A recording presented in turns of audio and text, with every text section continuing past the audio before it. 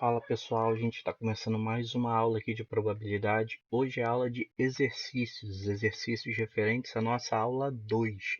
Então já vou deixando aqui na tela justamente quais são os exercícios que a gente vai estar trabalhando hoje, para que você aí que ainda não tiver feito, faça primeiro esses exercícios e aí sim depois acompanha comigo aqui toda a explicação, toda a correção, para não ter nenhuma dúvida dessa nossa parte da matéria, beleza? Então a gente vai fazer esses exercícios aí do 4 ao 8 na nossa aula 2. Lembrando que eu estou deixando tudo juntinho aí em uma playlist aqui no canal, a aula 1, os exercícios da aula 1, a aula 2 e agora os exercícios da aula 2. Tudo para quem precisar revisar a matéria desde o início, tá tudo lá fácil, de fácil acesso para vocês consultarem, beleza?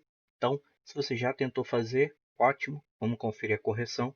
Se você ainda não tentou fazer, tente primeiro e aí sim vem aqui e acompanha comigo a explicação dessas questões. Vamos começar pela número 4. Em jogos de futebol, costuma-se decidir o lado do campo com o lançamento de uma moeda para o ar e verificar qual face ficou voltada para cima após a queda. Considerando o experimento aleatório, lançar uma moeda e observar a face que fica voltada para cima na queda, determine essa série de itens aí que eu estou pedindo. Então, quem acompanha jogos de futebol, quem já viu alguma vez na vida, pelo menos o começo, sabe que tem aquele momento de jogar a moeda e decidir o cara ou coroa, né? Então, aqui é uma questão bem de introdução ao conceito de probabilidade. Ela é bem simples, bem facinho mesmo, que é só para a gente revisar o conceito. Letra A. Eu quero o espaço amostral desse experimento. Então, o que é o espaço amostral? Tudo o que pode acontecer dentro do experimento. Como o experimento é lançar uma moeda normal, o que pode acontecer? Sair cara ou sair coroa.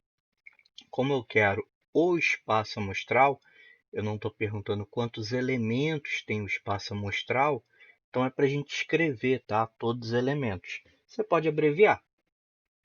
Você pode colocar um CA para cara e um CO para coroa. Não tem problema. Ou você pode escrever cara, escrever coroa mesmo, ok?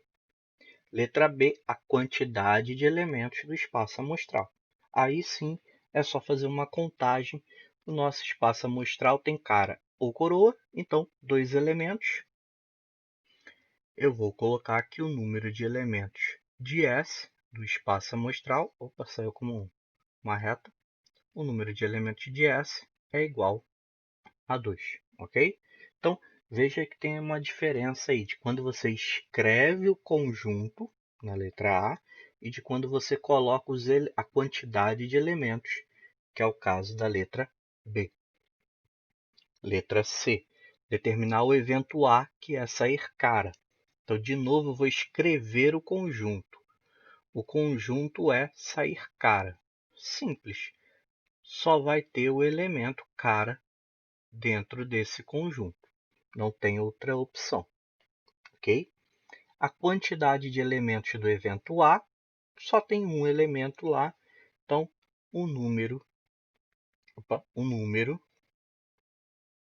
travou aqui, o número de elementos do A é igual a 1, beleza? Então, isso daqui foi só para a gente revisar o que é espaço amostral e o que é evento, para você não ter dúvida nenhuma. E aí, por que a gente precisa saber disso? Porque para calcular a probabilidade de ocorrer o evento A, que a gente coloca assim P de A, né? A probabilidade de ocorrer o evento A é o número de elementos do evento A dividido pelo número de elementos do espaço amostral. Então, por isso que é bom a gente fazer esse pensamento em todas as situações de probabilidade.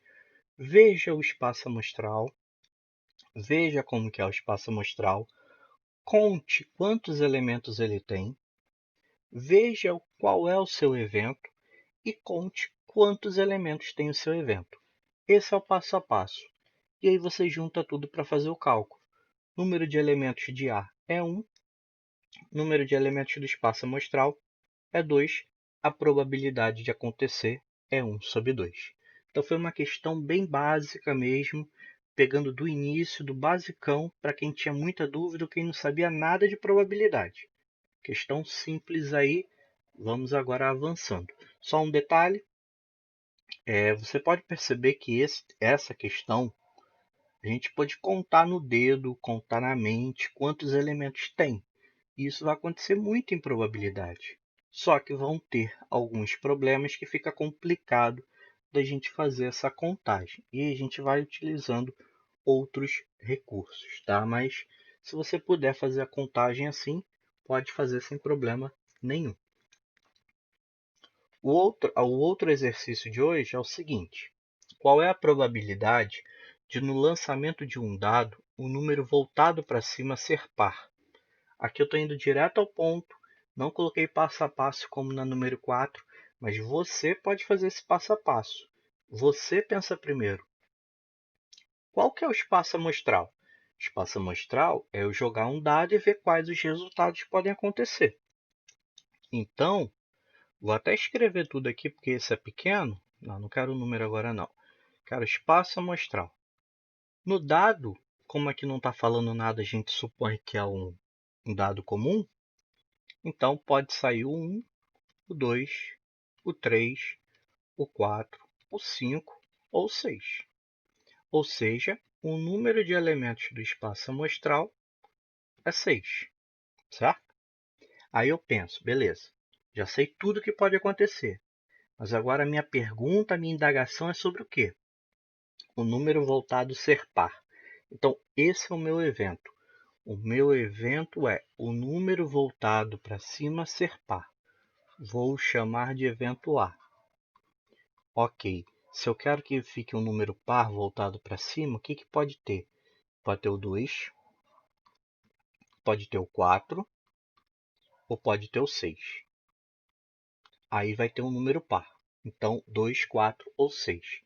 São quantos casos? 3 casos. Então, o número de elementos do A é igual a 3. Então, a probabilidade de acontecer o evento A às vezes eu nem escrevo aqui evento A, às vezes para facilitar, vou até colocar esse daqui, já que o outro eu fiz, eu coloco aqui, ó, probabilidade de ter um número par. Aí eu já lembro, estou calculando a probabilidade de ter um número par. É igual ao número de casos, número de números pares que eu tenho no dado, que é 3, dividido pela quantidade total de opções que eu tenho no dado, que é 6. Posso simplificar, porque os dois números aqui eu posso dividir por 3, e isso é igual, opa, vamos manter o vermelho, né, para ficar igualzinho, 1/2. Então, a probabilidade de ter um número par é 1/2. Mas isso dá para perceber direto, porque metade dos números é pares, a metade dos números são pares, a outra metade, né, são números ímpares. Então, você tem metade de chance de acontecer um número par. É isso mesmo, tá? Mas eu estou fazendo questão aqui de fazer o basicão para quem tem muita dúvida mesmo em probabilidade. Mas o pensamento é esse mesmo. Se metade dos números são pares, então a probabilidade de sair um número par é metade das chances, é de 1 para 2. Vamos seguindo aqui, então, fazer mais um exercício. Calcular a probabilidade, só que agora em porcentagem, de retirar aleatoriamente uma carta de ouros em um baralho comum. Quem aí é completamente perdido em baralho, lá na aula 1, eu fiz a explicação de como que é formado um baralho básico, tá? Então, pode dar uma olhada lá na aula 1 se você ainda está perdido com relação a isso. Mas, vamos fazer aqui na número 6, eu dou uns toques também. O baralho comum, ele tem 52 cartas. Aqui eu não vou escrever o nome de 52 cartas por motivos óbvios, né? Então, vai ficar o número de elementos do espaço amostral é igual a 52. E aí, o meu evento é uma carta de ouros. Esse é o meu evento, vou chamar de evento B. Então, quantas cartas de ouros tem no baralho? Opa, ficou feio esse B. Aí, como eu já mencionei, lá na aula 1, eu fiz toda a explicação do baralho. Existem 4 naipes, que aí o baralho se divide em 4 partes. Então, é 52 dividido por 4, são 13 cartas de cada naipe. Então, eu tenho 13 cartas de ouro, ou seja, a probabilidade de acontecer o evento B, vou só escrever B aqui, mas a gente lembra que B é uma carta de ouros, é igual ao número de casos do B, que é 13, dividido pelo número de casos do espaço amostral, que é 52. Tá? Lembrando que o espaço amostral sempre é o denominador da fração, sempre está aqui embaixo. Tá? Então, o número maior, o espaço amostral sempre vai ser maior, vai estar aqui embaixo. Dá para simplificar. Você pode dividir por 13. Deixar de vermelho mesmo. Você pode dividir por 13. E aí isso daqui fica igual a 1 sobre 4. Ah, professor, mas olha só. Se o baralho tem 4 naipes e eu quero tirar a carta de um desses naipes, eu não poderia já colocar direto que é 1 sobre 4, porque eu quero um naipe dentre 4 naipes? Pode. Você poderia ir por esse caminho direto sem problema nenhum. Pensamento corretíssimo, tá? Então, assim como lá na análise combinatória, probabilidade também permite várias interpretações que se chegam no mesmo resultado, tá bom? Só que ele quer em porcentagem, ele não quer na forma de fração. Então a gente coloca esse 1/4 aqui na forma de porcentagem. Você pode fazer isso também por vários caminhos. Eu vou fazer do jeito que eu sei que a maioria gosta, que é meio que pelo caminho de regra de 3, que é o caminho aí que a maioria pega e que vale para qualquer caso, né? Apesar de que esse daqui é muito fácil, que dá para a gente escrever de cabeça, né? Mas eu vou fazer aqui, que é bom que serve para revisar. A gente coloca isso igual a x sobre 100, né? Porque a porcentagem é por 100, multiplica cruzado, vai ficar 4x igual a 1 vezes 100, 100. O 4 vai dividir o 100, né? Então, 100 dividido por 4, você tem aí 25% de chances de acontecer. Tá? Que foi o que eu falei, que isso daqui era bem simples, que você podia chegar nessa solução meio que meio que não, né? De cabeça. Né? São quatro naipes. 2 naipes representam metade do baralho, ou seja, 50%. Se 2 representa 50%, um é 25%, o outro são os outros 25%. Usando a lógica aí, você chegaria em 25% sem problema nenhum. Como eu falei aqui, eu estou querendo ensinar o básico de probabilidade, então não vou ensinar o básico pulando essas etapas e indo só pensar, usar o raciocínio lógico, porque em outros problemas não vai dar para utilizar ele. Vamos para mais um, porque a gente está chegando no final. Número 7. Uma cesta de frutas contém 3 maçãs, 2 bananas, 4 peras e 5 laranjas. Pegando apenas uma fruta, ao acaso, qual a probabilidade da fruta escolhida ser uma pera? Bom, você vai colocar a mão lá, vai tirar uma fruta qualquer e essa fruta é uma pera. Quais as chances disso acontecer? Bom, as frutas vão estar misturadas no cesto. Então, o total de opções que você tem é o total de retirar, é o total de frutas que tem lá no cesto.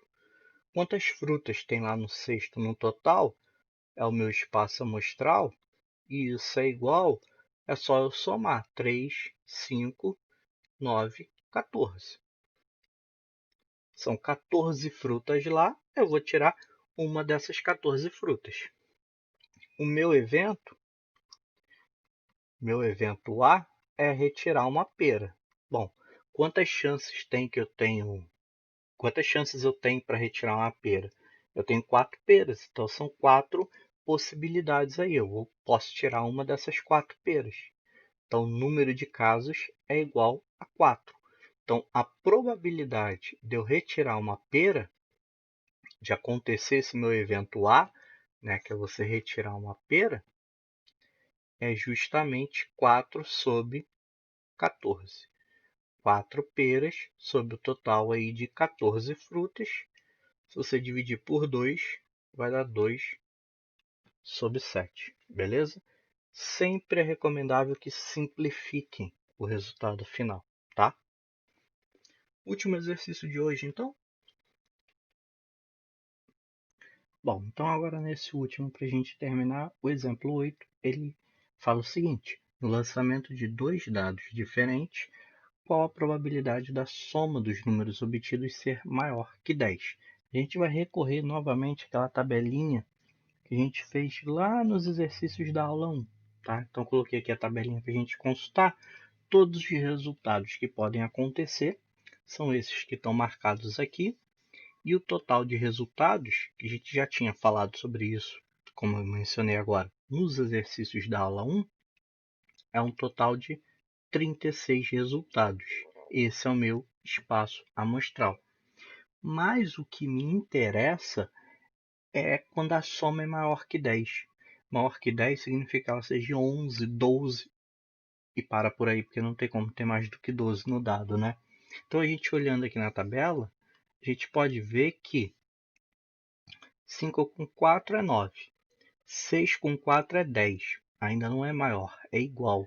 5 com 5 é 10. Então, ó, 6 com 5 eu tenho 11. 5 com 6 eu tenho 11. 6 com 6 eu tenho 12. Então, eu tenho 3 resultados favoráveis ao meu evento, vou chamar de evento A, que é a soma ser maior do que 10. Então, a probabilidade de acontecer isso, né, a soma ser maior que 10, é de 3 sobre 36, ou simplesmente 1 sobre 12, que você pode simplificar, né, aqui por 3. Beleza? Então, esse foi o nosso último exercício de hoje. Espero que vocês tenha ficado claro esse nosso básico de probabilidade. A gente começou do bem simples, foi aumentando a dificuldade um pouquinho, até nessa última aí que ela é mais elaborada, precisa dessa tabelinha aí para ajudar se a gente não quiser recorrer a outros instrumentos, ok? Dúvidas, sugestões, deixem comentários, mandem mensagens que eu vou vendo, respondendo sempre que possível, beleza? Bons estudos para vocês e até a nossa próxima aula, que será a nossa aula 3 de teoria, que a gente vai avançar mais um pouquinho na probabilidade. Até lá!